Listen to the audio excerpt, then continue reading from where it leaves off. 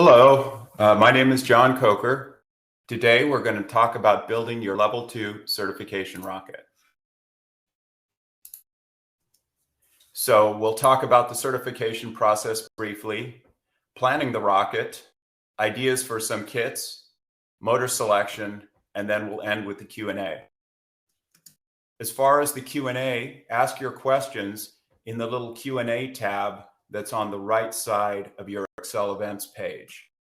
This will collect them, people can upvote them, and then we'll get to them at the end.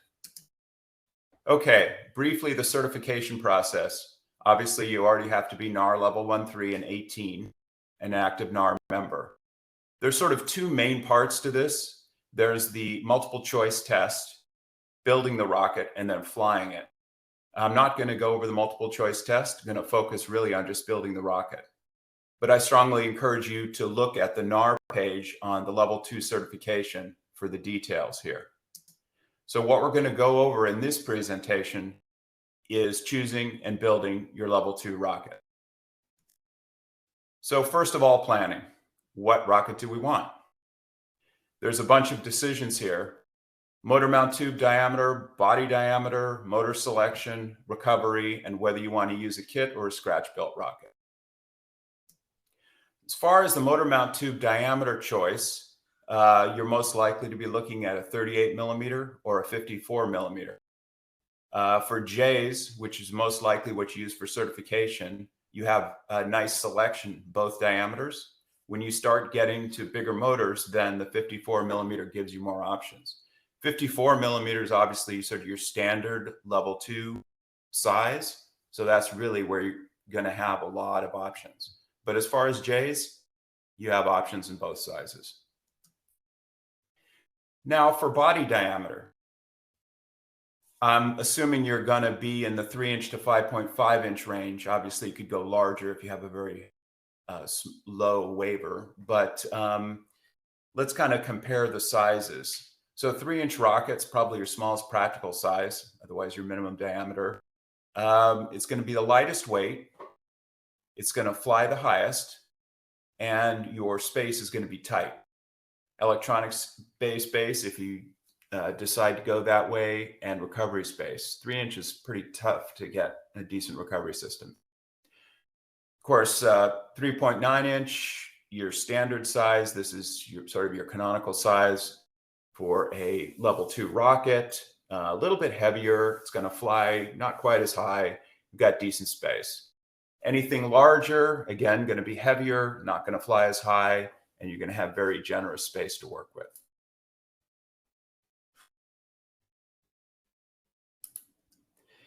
All right, as far as motor selections, most likely a J, maybe a K if there's some particular favorite motor you have. You have to consider the waiver at your field.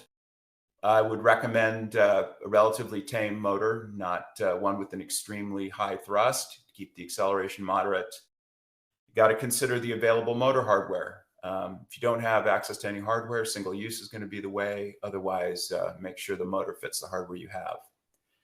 One nice way to get an idea of what motors will work is to use the thrust curve motor guide. It's kind of what I start with whenever I start thinking about a rocket, to see what kind of motors are available. Okay, let's talk about recovery. I did a poll on TRF to see what kind of recovery system people either did use or plan to use for their level 2. Obviously, about a quarter of the people want to fly it like their level 1, just simple motor ejection, and that's totally fine. That's the way to get your certification. Few people wanted to do pure electronic recovery with one event. Few people went with an electronic backup to motor reduction or motor ejection. More people were interested in hybrids, so basically motor ejection and the second event being cable cutter or JLCR, similar. Then the biggest group thought dual deploy was the way to go. Now, whether you want to do dual deploy for the first time on your cert flight or not is an interesting question, but hopefully you've been flying level 1 rockets for a while and have some experience with electronics by the time you're doing your level 2, so this shouldn't be too scary. then the link up for the poll there if you want to read all the comments. Then the next interesting question, and another poll that I posted on TRF, is whether people thought that kit or scratch built, what they had planned to do. Obviously here the results are also pretty strongly in favor of a kit. And that makes sense because it's a nice collection of parts, probably going to be cheaper than buying them individually and certainly less work. You don't have to cut the airframes, etc. Also, kit with modifications, i.e. you're going to make a few changes to the kit. And this makes a lot of sense because by now you've been flying rockets, you kind of know what works for you, what sort of things you like. And even the most complete kit is going to be missing some stuff. I mean, you probably want rail buttons instead of a rod. You probably want some kind of motor retention, etc. So it looks like most people, again, going to start with the kit and then make it their own. So let's talk about some kits that might be natural fits.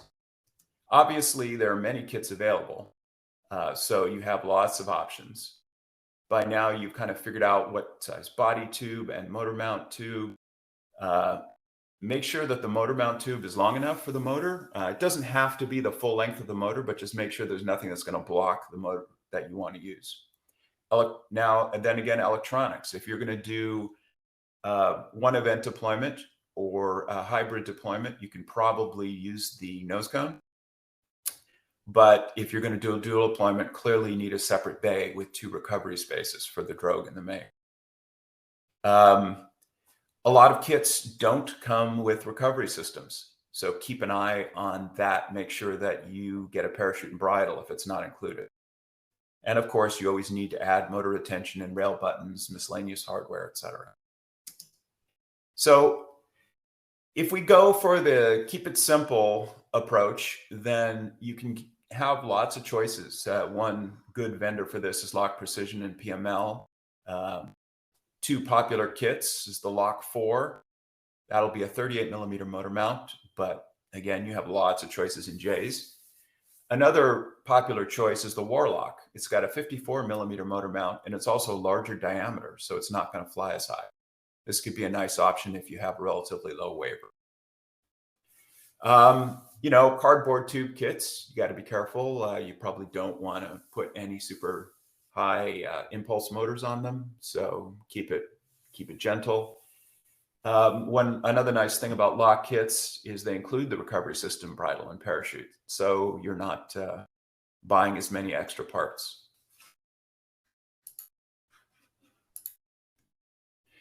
Another possibility is going with the fiberglass rocket. Again, it's going to be heavier, so it won't fly as high, but again, it's also stronger, so it can take bigger motors. 2 popular ones are the Dark Star. Again, this is going to have the dual deployment bay and, you know, handle pretty much any altitude you want to fly to. Another popular one is the Jart 5, larger diameter again, not quite as high. Fiberglass kits, if you build them properly, you can fly anything in the L2 range on them. The recovery system is not included. This tends to be the case for the larger kits and often for fiberglass kits. So there's more that you're going to have to supply. I have a bunch of articles on my website that might be useful here. Hopefully you're already pretty familiar with kit building and rocket construction, but the articles on the Certified Level 2 and electronic recovery might be interesting for more detailed reading. So let's talk about motors and how to choose one. So again, I start with thrustcurve.org because I can kind of get an overview of everything that's available. I can easily experiment with body diameters to see the altitude I'm going to get. I can limit motors so that I'm only seeing motors that I actually care about. So for example, let's throw in your standard 54mm rocket, 4-inch diameter, 54mm, take a guess at the weight, and limit to J motors. Oh, we get this giant table of numbers. Hopefully you like tables of numbers, but anyway, you get one. So first thing I do is sort by apogee and look at that. So here we can see that a lot of these motors are, look kind of the same in terms of apogee. And we're this rocket's going to stay under 4,000 feet. So that's good. And, so it looks like you have a lot of choices that are pretty much the same. But be careful. The altitude can be deceiving. Like, look at this J1055. This is a much more high thrust motor. And while it's going to achieve roughly the same altitude, it's going to be at significantly higher velocity, and it's going to have a much higher acceleration. So this will be a pretty stressful motor for your rocket. So, like, probably not a good choice for your certification. So just keep an eye both on the apogee to stay under the waiver and on the velocity and acceleration to make sure that you're not going to push your rocket harder than it should be, or make your level 2 certification any more stressful than it needs to be. Okay, let's get over to your questions.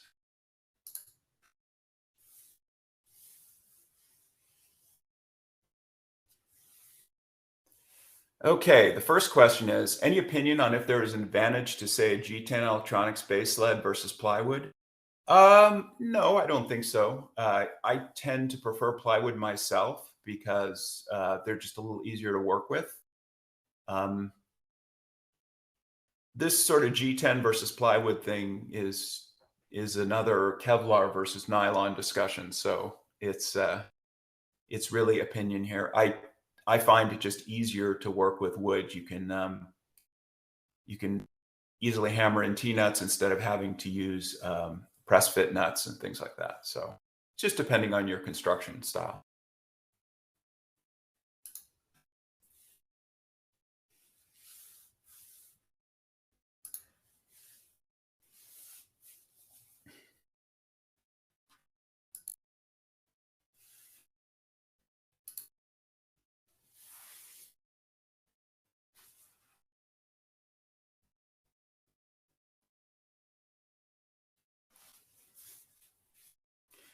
Do we have any other questions?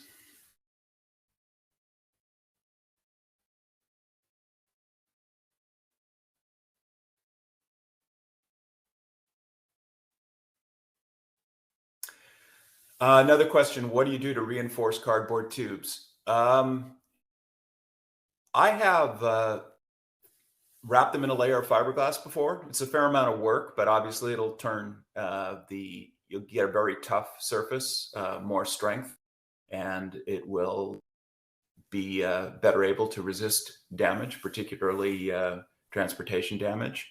There's an article on my website, jcrocket.com, under the how-to section on fiberglassing tubes, which has there's actually a video and several articles of sorts that will show you how to do it in a step-by-step way. Another question here. I have a level 2 in work and it's 4-inch cardboard. I'm worried about enough safe velocity off the rail to start. Any suggestions when I start sims? The rule of thumb is like 45 feet per second, 15 meters per second. Most of your sims will warn you if it's too low. You're probably going to be flying this off a 6-foot, 2-meter or longer rail guide. So most of the motors should work with that. But again, so just make sure in your sim or in thrust curve, you put the actual length of the rail guide, and it will tell you if the velocity is too low. That'll be a warning flag that comes up in the sim. Or thrust curve won't even show you that motor is an option if the velocity is too low and you use the motor guide.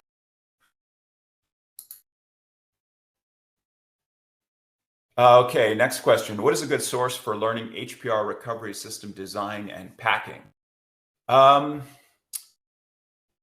hopefully you're a reader of the Rocketry Forum, rocketryforum.com. There's a huge wealth of information there. People discuss things all the time. I'm starting to sound like a broken record, but on my website, jcrocket.com, under the how-to, I have many articles and videos, including one that you might enjoy as a starting video called Key Techniques, that talks about packing. But there's many more specific articles on electronics and things like that. The next question is, for certification purposes, isn't simpler better? That's That is a very good question, and that's part of the reason that I did that poll on TRF, because I wanted to see what people thought. And I like when I did my level 2 certification, I just basically built a rocket with a 54 millimeter motor mount and flew it on motor ejection. But it seems like most people want to do something a little bit more advanced. So it's really personal preference. I don't think there's better here. If you've flown electronics and you're comfortable with them, you might as well. If you haven't yet and you're a little leery, but you do want to get into the larger motors, then there's nothing wrong with just keeping it simple.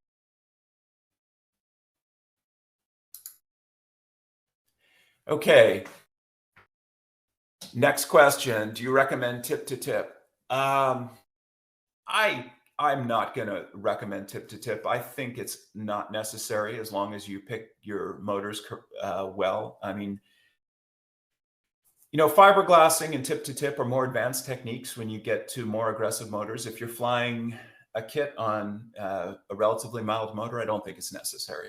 I hate these kind of questions because these are sort of things where there's a lot of sort of craftsmanship in what you're interested in. If you like the process of building more than flying, then you probably are going to spend more time on building and do a more elaborate job. And that's just part of what you enjoy about the hobby. If you just like the fire and smoke, then you probably want to get the rocket built in the simplest, quickest way and get out to the field for an extra day instead of spending that day in the shop. So I don't do it on every rocket. I only do it if I think the rocket's going to need it. If I'm going to fly high impulse motor or something that will take the rocket to higher velocities.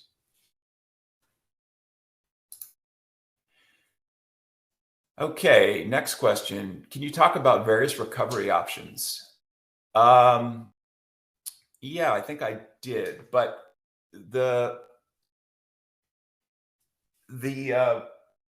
you can, it's very common to fly on just on motor ejection. So that's always the obvious option. For dual deployment, you basically are either going to do traditional dual deployment with an electronics bay in the center, and then main recovery forward and drogue recovery aft.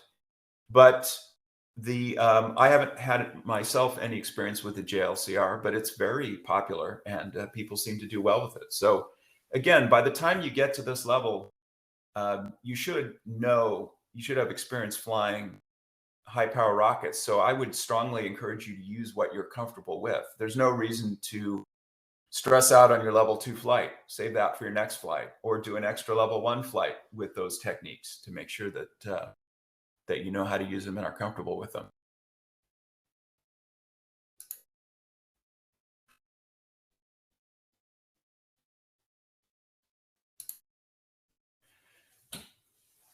Okay, favorite epoxies. Oh, a glue thread. I generally use Aeropoxy. It's a little more inconvenient because you have to do the mix by weight, but it's stronger and I'm used to it. I know how the products work. For a long time, I used West Systems, which is nice and easy because of the pumps. So it's really easy to measure out.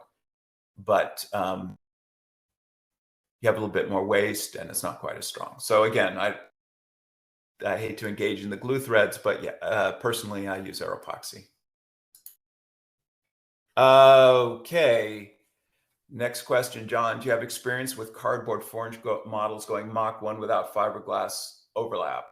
I have not. Well, my first try at level 2 didn't go Mach, but went close to it and didn't go well. So I would probably stick with the more gentle motors on cardboard kits. Again, everything's been done. So if you're a skilled builder, there's no reason. I mean, the people have done level 3 certifications in cardboard kits. So as long as you build well and pick the motor right, everything can be done. So I would, again, I'm not going to tell anybody they have to fiberglass or they have to keep low. If you really want to do something exotic for your level 2, that's, more power to you.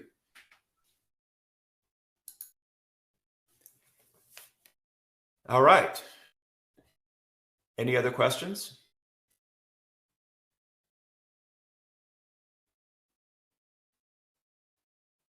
Well, thank you very much, everybody. I hope it's been useful and it's been enjoyable giving this presentation. Great flying.